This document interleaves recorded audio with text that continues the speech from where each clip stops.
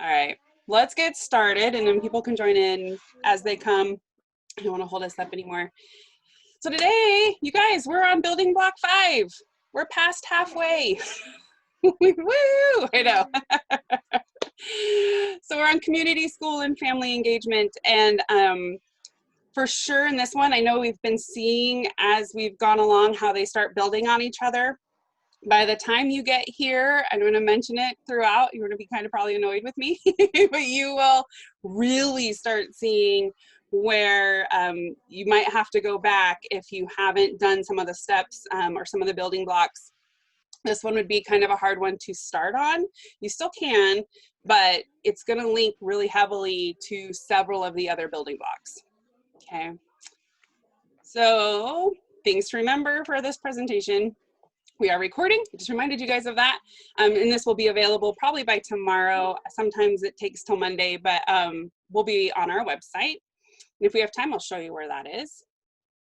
I always make the slide deck available as well, so you can check these notes if you would like to read it later, because these do get text heavy. Sometimes they're nice to read later. If you have trouble with your audio, you're welcome to call in. No problems there. Go ahead. You're welcome to ask questions at any time. Go ahead and unmute yourself, especially with this small group. You can totally do that. Go ahead and unmute. But if you'd rather use the chat box feature, you are welcome to do that as well. It probably is in the bottom of your screen. Sometimes it's at the top of your screen, but I will check that as we go along. There's only 2 polls for this one, so I actually didn't set up a major poll. So really, you'll just put it in the chat box if you want. We can kind of go fast through those since there's so few of you. They're just for me to kind of gauge where we're at. And I only asked 2, and it's the same 2. So if you've been on here a while and followed us through the series, you're going to answer them again. Please be aware we are using Zoom today. So if somehow our webinar is hacked or inappropriate language or images appear, I will do my best to lock it down. In worst case scenario, we will shut it down and then reschedule with you guys. So hopefully that doesn't happen. It hasn't happened yet, knock on wood. So hopefully we're good to go. So our agenda today, we cover this every time. The beginning of this presentation is always kind of the same, and that's in case anyone watches this later and they want to know more about our quality building blocks. So we always go over the goals of the standards, what the building blocks are, and then we'll get into what we're talking about today, which is the standard for building block 5. And then we'll look at our book and we'll do the indicators, and we'll do that resource reminder. So just put quickly in the chat box, or if you want to say hi, you can. And why are you here today? You're gathering information for colleagues or employees. You're gathering information for yourself. Are you stuck inside and you said, hey, I'm going to join today? So you can just put that in the text box in your chat box. I did not set up a poll for this.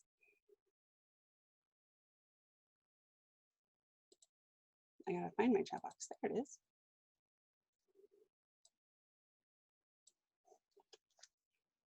Oh, I'm glad you're here to support others. Most people here do both A and B. Yes. I'm glad to see you guys want to be here and you are not just here because you are quarantined today. It's always nice. Okay, we'll move on. Oop. All right, so the standards, the goal for our quality standards and why we created them for everyone. We like to just define what quality is in out-of-school time programming. That definition didn't super exist across platforms a few years ago in the out-of-school time realm. And so that was our kind of goal for everyone. Serve as a foundation for decisions and practices in all settings and all programs, and that was a really huge challenge, and that's why we're doing this, is hopefully we can reach sports programs, dance programs, clubs, summer programs, whether your school day programs, right? We're hoping that these quality standards reach all of you. This one's big for me. I hope it's big for you. You guys are professionals and we want you to be seen as professionals and treated as professionals, someday paid as professionals. And so these standards help support that for you in that professionalism. You are a professional. Chant that in your head. Provide an ongoing framework to advance the field and increase quality programs being offered. The idea of you guys being a professional is to advance the field, and quality does that. So hopefully that's what you guys can use these standards for. So when you're looking at the building blocks, the big one, right? The building block is kind of what we think of as the title. So today it's community, school, and family engagement. So that's the building block. Underneath that is the standard, which is the definition. And then we look at the indicators, which are all the little individual things that will meet the standard underneath the building block. If you are following along in your book, right, we are on page 14 and 15 today. So on the left-hand side there is the building block, and then all the indicators underneath the building block that we're going to talk about today. And then the right-hand side is a quick and easy self-assessment. Is meant for any program to do, and you can go through and say, yep, doing it, trying it, we haven't done this yet, and what your evidence is that would support your checkbox answer. What's nice about this is that you can do it quickly, and the staff can do it, parents can do it, whoever you want to hand this to should be able to do it, and then you kind of can look through and say, oh man, we're not meeting a bunch of standards here, or you're going to look at it and say we're killing it, and you're going to take that information to your board or your family parent group and say, look how we're doing awesome. So please fill that out. If you don't have one of these handy dandy books, you can find it on our website. Just go to idahooutoFschool.org, click on quality, click on building blocks, and you can download this guide. It is, woo, where did my cursor go? Hold on, guys, we're stuck. I don't know what's happening. It wasn't stuck a second ago. Oh, there you go. Maybe. Please bear with me while this reloads. I don't know what happened. Ah! Sorry, guys. That was weird. We will get back into it.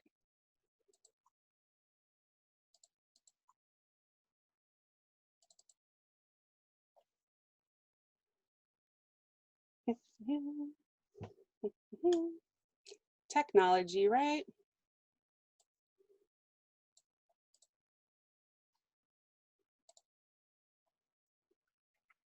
There we go. You can download it for free as many times as you want. So quickly, I'm just wondering, in case I have anyone on here that I don't know today, what your role in the organization is. Do you design youth programs? Do you deliver youth programs, both deliver and design? Neither. You're here because you're quarantined.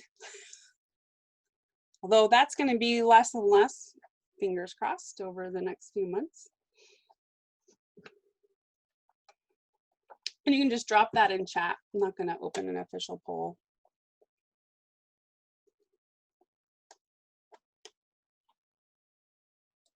Anyway, none of you are here today. Whoa, what is happening?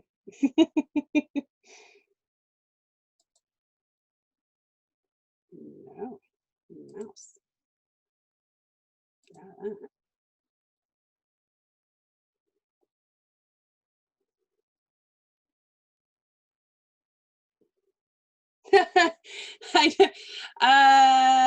Hillary, I think you are a little bit of everything. Probably Sheena too.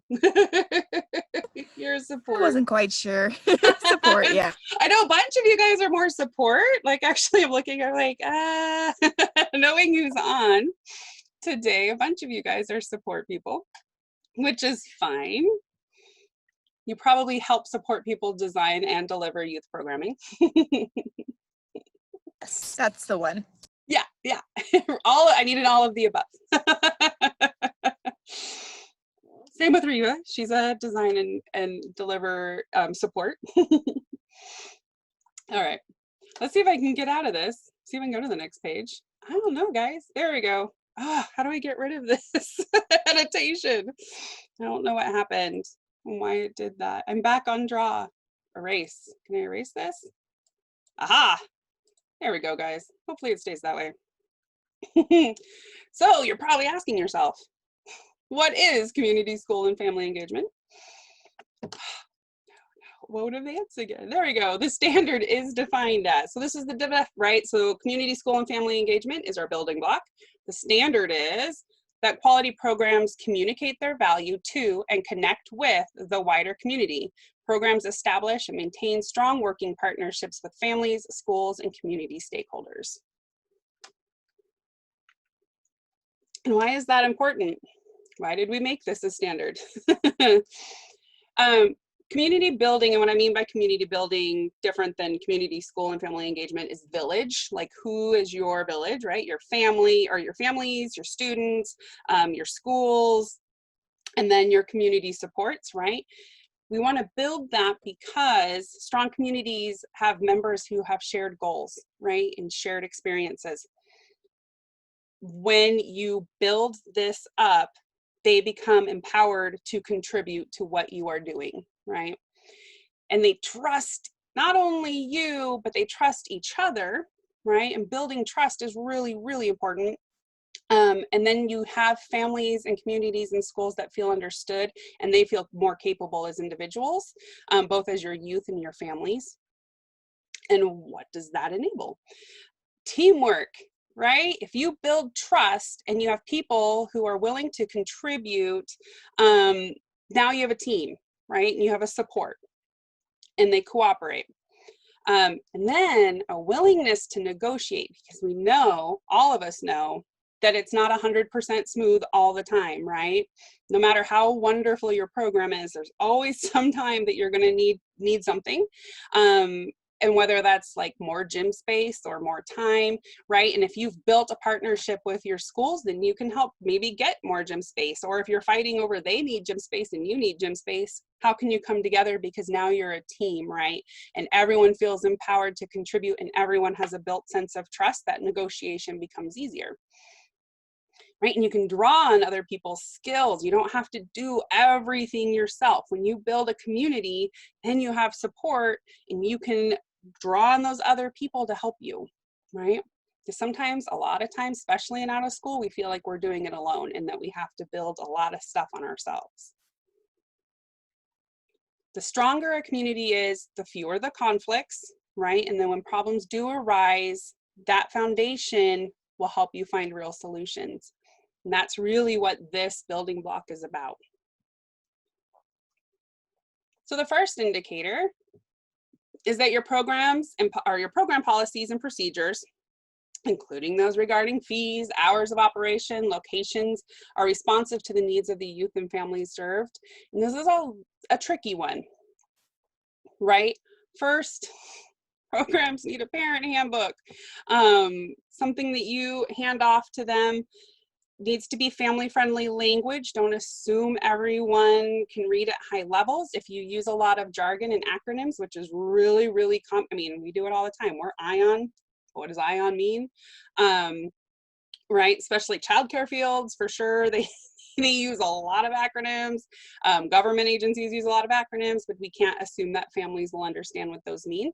And so write everything down a level so that you know that everyone's understanding. Offer parent orientations, offer open houses, whatever you can do to get information into the hands of parents, right? So consider your program when you're writing policies, right?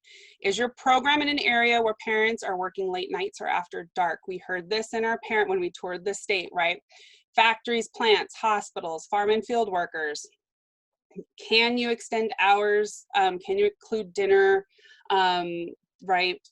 Look at the hours of the program where you are at. You might have to consider transportation if you're operating like in the winter, right? Into dark times. Parents don't love kids walking home at night or in the dark, and that could happen at 5 p.m. depending on where you are in the state, right? Are you located somewhere like in a school or near a place that's easy to get to? Because are you expecting parents to drop off and pick up? Is there reliable transportation to and from programming? Is there anything dangerous near your program that would require help or worry parents? Are you near a busy street or highway? Are you in a bad area of town or a non-residential part of town? Sometimes where programs are most needed aren't necessarily the easiest places to get to. You might be rural, right? You might have a school that is in not a great part of town. But so how do you help parents, and how do you write policies and procedures around that? Consider that when you're doing that, that you may have to think through how kids are getting home at night. Make sure your fees are competitive and fair. If you're charging fees, are competitive and fair in the area you're in. If you are charging fees, do you have policies for late payments?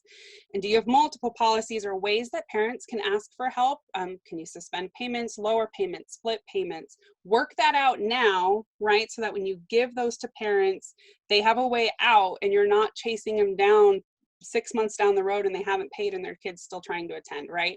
We don't want to get in that situation. So set it up ahead of time so that you don't have miscommunication with families. That's the worst way to go about it, right? And you've heard this spiel 100 times. It's not as easy as I make it sound, but if you can diversify funding so that you can lower fees or not have fees, that's probably your best bet, right? Federal funds, private funds, city, local funds, program specific funds. Like if you offer STEM or farming or what, right? There's might be funds available for those specific things, scholarship programs, etc. And then put those in your parent handbook. If there's scholarships available, let parents know. Make the process easy for them to apply for, so that they can get the help they need and you know that kids are safe. Right? Any questions on indicator A? I'll pause. Okay. You're always welcome to ask as we go along. Indicator B. Program proactively builds meaningful community partnerships and makes intentional connections with other organizations to enhance program offerings and make referrals as needed to resources and services for youth and families. Let the community help you, right? We all have great communities. Idaho is a wonderful state. We have a lot of help out there. Let them help you. Let them do it, right? Bring the community into your program, take your program out to the community. That's hard right now. I get that. But if you think through all of the stuff that's available, you'll probably start making a whole lot of connections, right? Race for the Cure, See Spot Run, Project Wet, Project Learning Tree, gardens, libraries, dentists, doctors, right? There's bike fix-it shops. You think of it, they have it in our state, I guarantee it. And they will come to you, right? Or you can go out to them. You could probably fill all your summer at least once a week with a special guest that will come and help and teach something for your kids. Especially right now, right? Field trips are probably cut for the majority of the state for the summer. That was like the heavy bread. I know in Boise, we've cut pools, we've cut field trips, right? And that was the kind of meat of summer programming. But what you can do is turn that around. Like the places that you would normally go, a lot of them have things that they will bring to you. I know the zoo will come, the Humane Society will come, Fish and Game will come. So again, you can still build quite a bit of your programming around the community, right? Here's where your program mission and goals, right? And I told you this one is going to be really heavy on other building blocks. So if you have not written your program mission and goals, go all the way back to step 1, right? Intentional program design, figure out your mission and goals, right? Because then you're going to see what really exists in your community that goes towards those goals, right? It'll clarify this for you. And then don't be afraid to reach out, right? You know you have a great mission and you have great goals, you have great kids. Let people know about them. I have a friend, Barb. She works for the city of Boise. That woman is so good at asking people to support her that they basically have no choice but to support her. We got urban air, she can get venue. because she believes in her program so much and what she does for kids so much that she's not afraid to go out and ask for what she needs and have that community come in. Art, trailers, I think she had STEM coming, 4-H, you know, she gets out there. And then when you're out in the community, when you learn what's out there in the community, you're in a better place to help families when they need it, because you can say, man, I know of the food bank, they come here every Wednesday, I know this because you know, right? And you can give all of that information back to your families. It makes referrals a lot easier. But on the side note of referrals and resource materials, if you can, if your program has a place, and it might be something that you have to pull out every time you set up, but have a place where you have resource materials for parents, and it's in an area that kind of allows for privacy, or like outside your entrance door, or if you have a permanent space and you can set up a nice little place for parents to come in and sit down for a minute and read something, even better. But right, mental health, physical health, nutrition, schools, housing, help with school supplies, anything that's free. Parents love free, teachers love free. We like to hear about free things. Have that in a place where they can quietly put that in their pocket and not be embarrassed to have it, but try to have resources for parents to peruse, and kids too, in case they need help, right? I should have asked, any questions on indicator B right now? Is it sounding good? Yeah. I know for a fact, looking through our list of people currently attending, that you guys have great programs. So you should be able to get out in the community, and a lot of you guys already do. So indicator C, program encourages and welcomes family and community involvement as volunteers, presenters, partners, etc. So to welcome family and community involvement, we talk about this a lot in student engagement and youth voice and relationships. So again, if you haven't done indicator one, building block 1, I would also recommend doing the relationships building block, and the youth voice building block would really help you as you go through family engagement. But we talk about this a lot with the kids, is knowing everyone by name. Knowing a parent's name and calling them by name is really powerful. I get called Rob's mom a lot, or Scott's mom a lot. You know, like, oh, hey, Scott's mom. And it almost feels like you don't have an identity anymore. So when you're like, hey, Diana, or hey, Di, or whatever, that's actually powerful. I was doing the school had a drive-by pickup of school stuff yesterday, and the principal said, hi, Diana. And it was awesome. It was really nice. And it actually almost was like, oh, he knows my name, right? Because they want to know that they're still a person, right? If you have to set up a person that's a greeter, awesome, during that kind of heavy pickup time or drop off times. But greet your parents and check in. Hey, Mrs. Jones, how was your day today? What are you doing? What do you have on the plans for tonight? What are you having for dinner, right? That check-in builds trust, and it builds community and support. Staff introduces parents to each other, right? Build that community. So if you have parents entering at the same time and they don't already know each other, hey, Mrs. Jones, do you know Mr. Smith? You guys have kids are around the same age. Obviously, they're in the same program, but right? So introduce each other. Introduce new staff. Make sure people know who each other are. Staff, I like this one. Staff nurtures parents and focuses on their family, and they give them time to talk about themselves and not just their children, right? Of course, they're there for their children, and almost always conversations turn to children.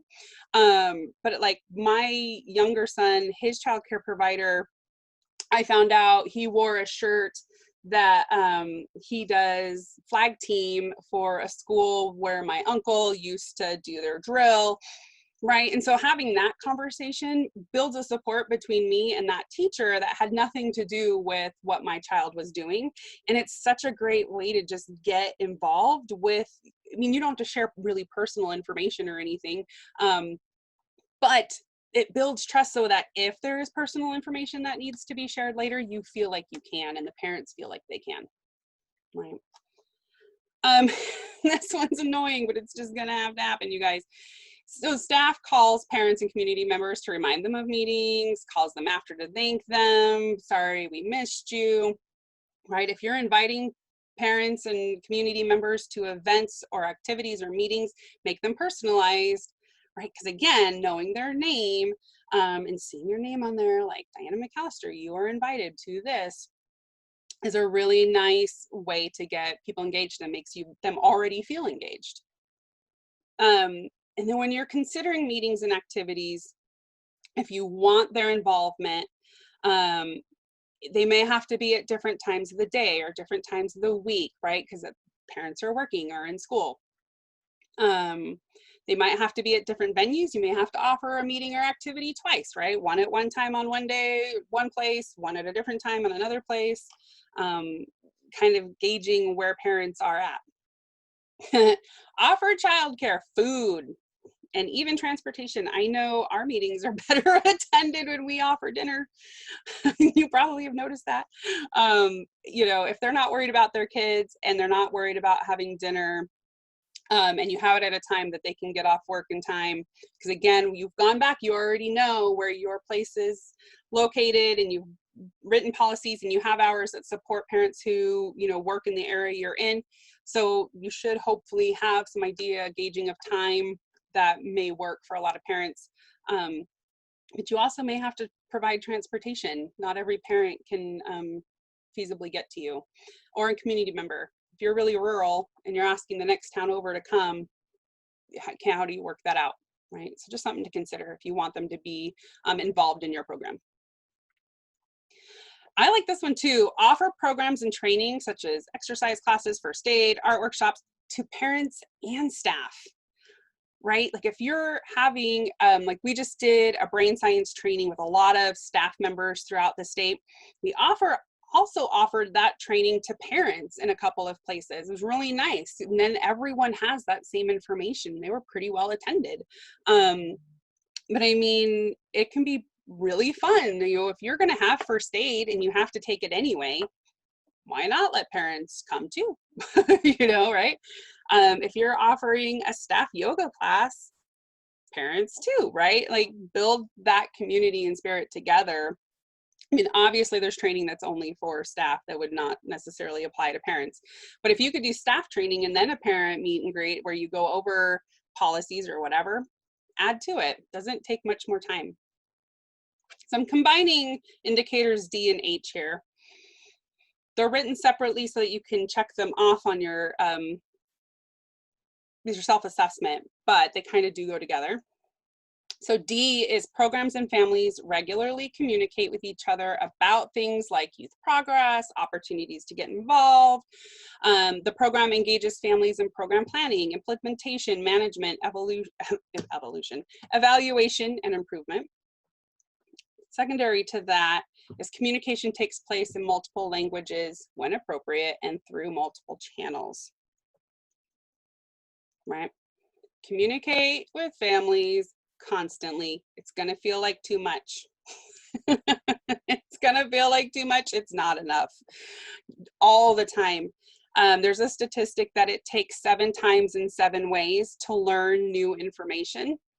So if you're learning something brand new, you're sharing a policy, you know, that's brand new, or something about their kid that's new, it's going to take you 7 times telling them that for them to understand. And the more ways you can do that, the better. Flyers, newsletters, phone calls, emails, social media, welcome packet, coffee hour, whatever it is, right? Over and over and over again. To relearn something, like you've changed a policy, you've changed your hours. People need to hear that like 20 times to get the brain to re-engage new information that's overriding old information. So over and over and over, you're gonna feel like you're spamming them. It's okay. You may annoy a couple of parents, but really some parents be like, oh, I forgot about that. Thank you for telling me, right? Oh, I forgot about that, right? We do it to kids all the time. And we have to remind them a million times to do something. We have to do it with parents as well and our community members, right? We have to keep engaging them over and over and over again. So when I say constantly, I mean constantly. bombard them. It's okay. It's okay. I promise you it's okay. Have a way for parents to provide suggestions or feedback, right? Can be a suggestion box, surveys, feedback forms. If you have those parent meetings, have a parent group that helps make decisions. Make sure community members are sitting on your steering committees or boards, right? And you have to be willing to hear that feedback. Right? And what I mean by be willing is your staff is prepared, right, to address parent suggestions constructively, and they address it every single time, right? One of the easiest ways to just break trust is that you don't address a problem. And it doesn't matter if you feel like it's not a problem. If a parent brought it to you or a community member brought it to you, it's a problem to them, right? And that's valid. And you have to be like, I'm willing to address it, even though I don't think it's an issue, right? And it has to be constructive. You can't just be like, I don't think it's an issue, right? I hear you. I validate what you're saying. This is what we've done to address it, or these are the reasons we're not addressing it at this time. But if you want them to communicate back to you, you have to be willing to communicate on their level to them. Is that bothering anyone, or is that sitting okay? I know sometimes you're like, but it's not a problem. It's a problem to them. Staff make an effort to communicate to each parent something interesting or positive at least once a week. Every child, anytime you see a parent, that you're saying something constructive and helpful and nice and positive about their kid. We all like to hear something positive about our kid, right? Oh my gosh, Mr. Jones, did you know that Sally helped this friend and it was awesome to watch? It doesn't have to be long. It doesn't have to be like a full conversation, but just that like, hey, I see you. I've talked to you. I noticed this about your kid. I think your kid is great. Goes a long way. It does. Because then if you do ever have to have a hard conversation, you've built goodwill, right? You have been positive, you've talked to them, you've addressed whatever concerns they've had, you know them, and you know who they are as a person. And then later when you're like, yeah, we had an issue today, right? You have a lot of goodwill that's already built up. And then you're not going to destroy it with that one concern. It's going to be all right. Someone has become unmuted. You guys can mute. Yeah. Well, there's been people out here trying. James. Mute. All right, we're good. So indicator E, the programs engage school personnel. I know this is probably your hardest one, when appropriate, in program planning, implementation, management, evaluation, and improvement. A lot of you are in schools or surrounded by schools. Kids are obviously coming from school. So invite them, right? Invite your experts from your K-12 schools, your universities, your family support agencies, guidance centers, whatever it is, invite them in. Invite them in when you don't have a problem that you have to fix right away. Invite them in at the beginning of programming, invite them in the middle of programming, right? They can come talk, they can come listen, just throw the invitation. Even if they don't respond, just keep throwing it out over and over again, right? Most of our school districts in our state have curriculum specialists, special needs advisors, they have family engagement directors that you can contact and say, hey, I want to set up a meeting, even if they're not coming to program. Ask them what kids are working on, ask them what you should do, get their feedback. That's a really helpful way to build trust, is to listen to them, right? They may forget that you're there and you don't want them to forget you're there. So invite them, remind them, send them all the flyers, right? Increase your staff and your understanding of school expectation, the opportunities that are available, the resources available to parents through the school system.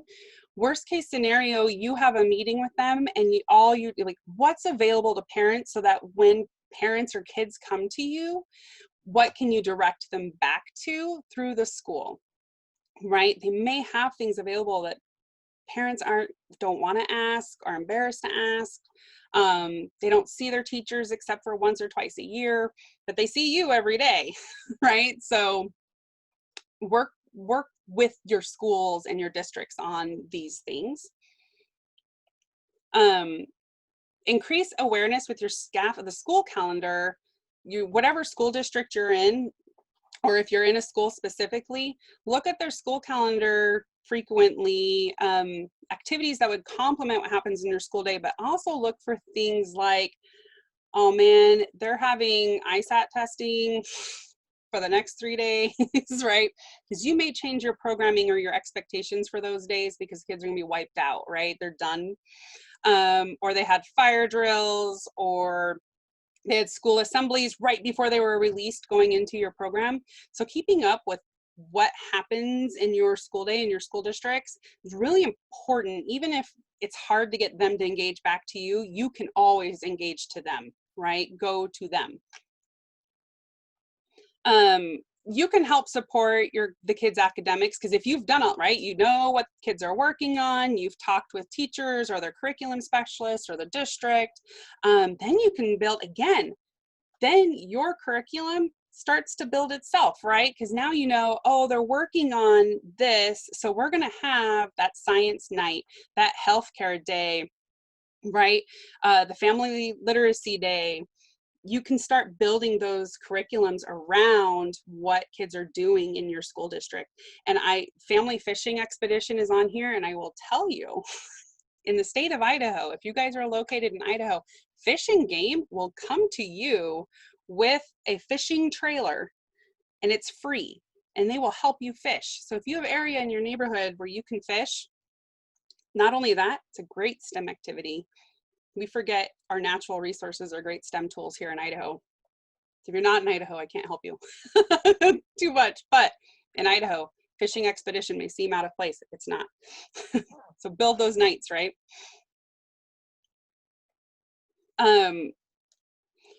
So program staff help to facilitate families and schools working together as a team to set goals and work with outside specialists as necessary. This isn't going to apply to every student, but I always want to mention it, that if you have children with special needs who may be receiving services in school or even outside of school, and you need to set that schedule up with parents, don't be afraid to do it. You can get permission to see IEP information. Parents can release that to you, and there is a form, a template on our resource page if this is something that you're interested in, that you can work with kids for. Don't be afraid to ask, and don't be afraid to work with parents and schools on what a kid needs. It's always in the best interest of the child. So keep that in mind. My oldest son is autistic, and he goes into summer programming with the city. And they've always been really great with working with me and with my child and saying, these are his needs. I don't usually share his IEP, but that's because he hasn't needed to. I would in a heartbeat if I thought that was critical to their needs. I know not every parent will, but you can, and you can check in if that's a concern for you. I know this is a hard part for a lot of people. Is there any questions right here with working with schools or school districts? Just ask. Never hurts to ask, right? You guys are great. Ask.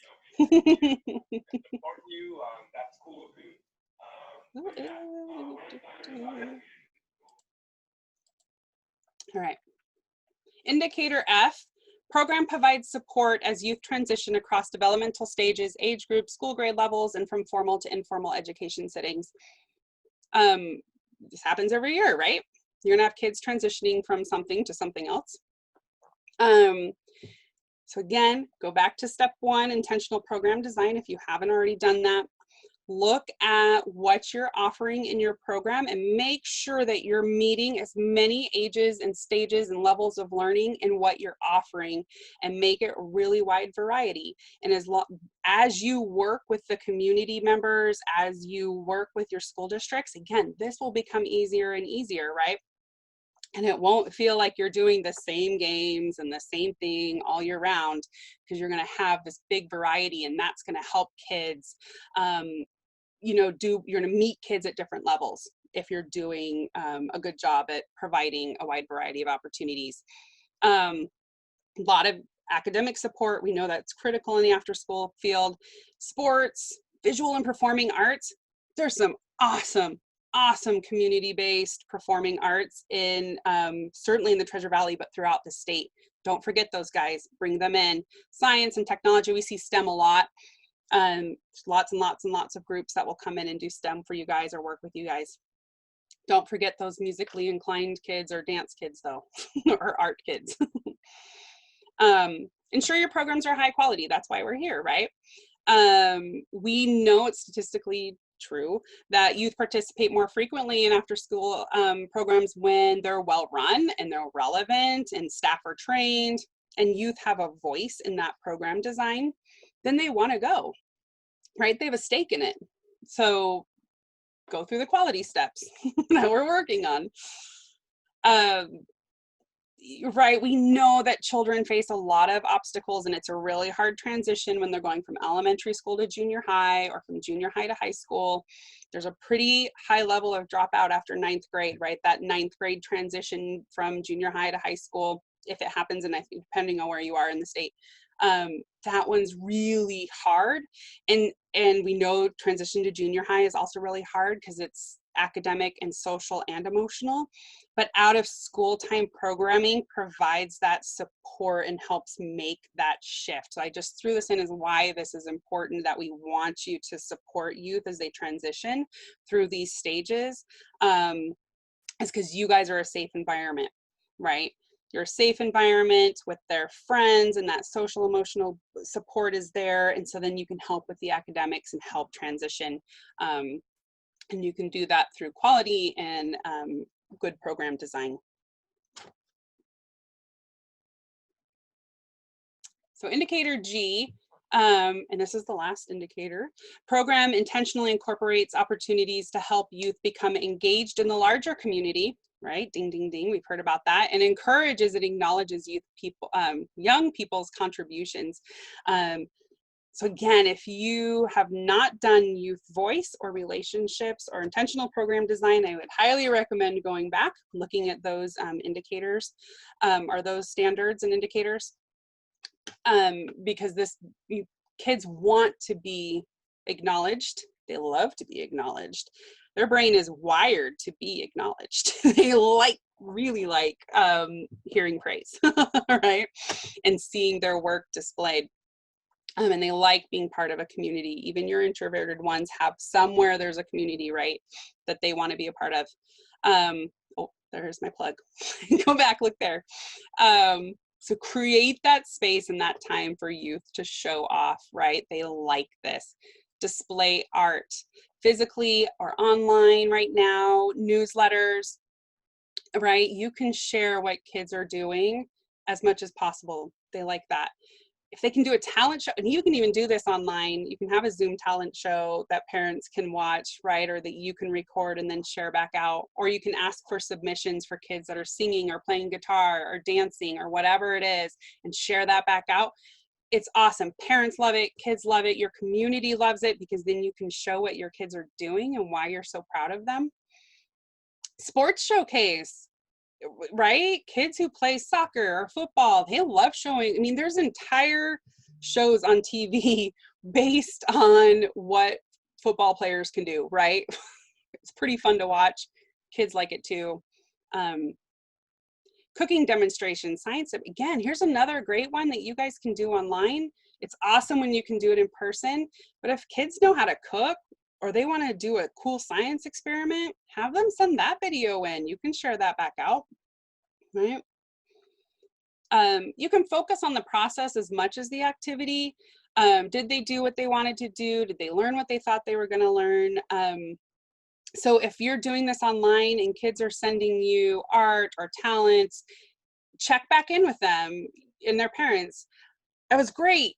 Is that what you're, going for? How did you expect to do that?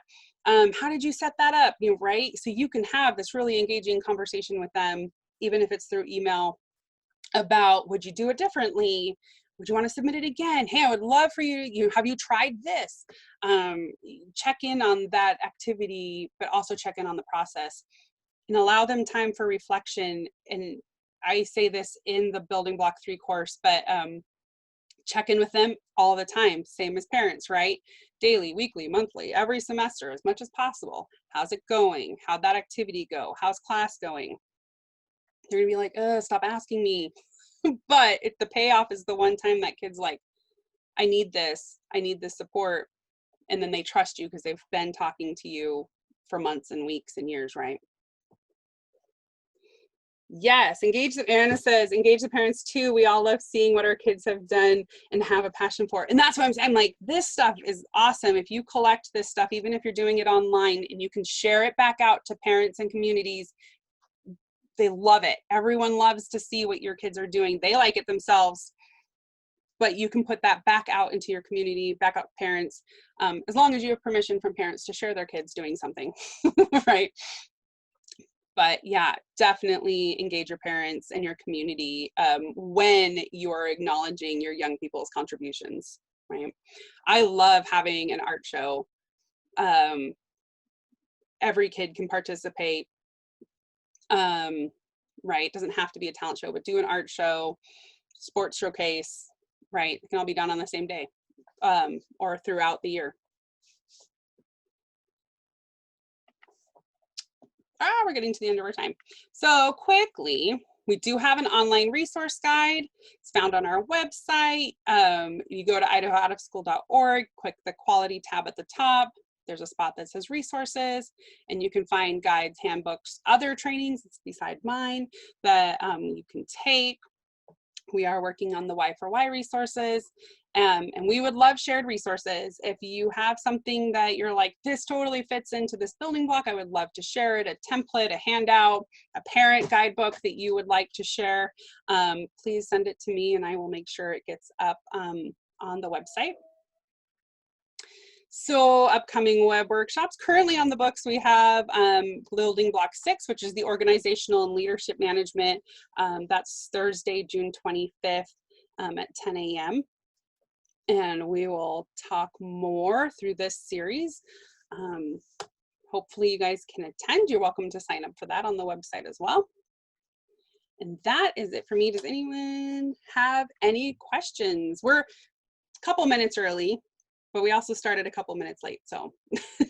You're welcome to unmute or text or chat, I guess. Anything anyone's struggling with that they want to ask questions about?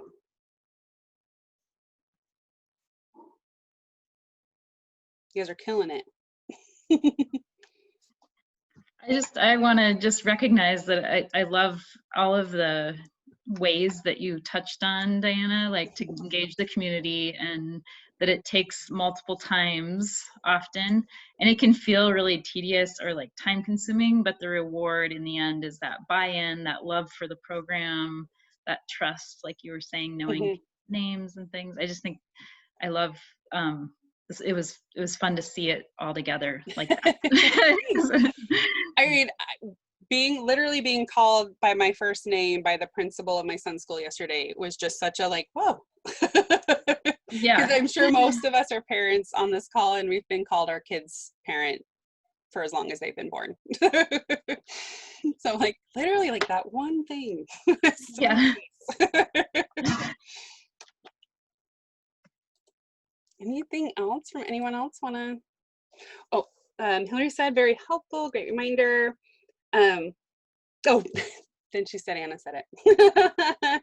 It does take time and effort, but nothing worthwhile is easy, right? And I really, really hope that if nothing else, reach out to your schools and school districts, and then reach out to your parents and you just check in with everybody, especially right now. I know everyone's doing a really great job of trying to reach kids.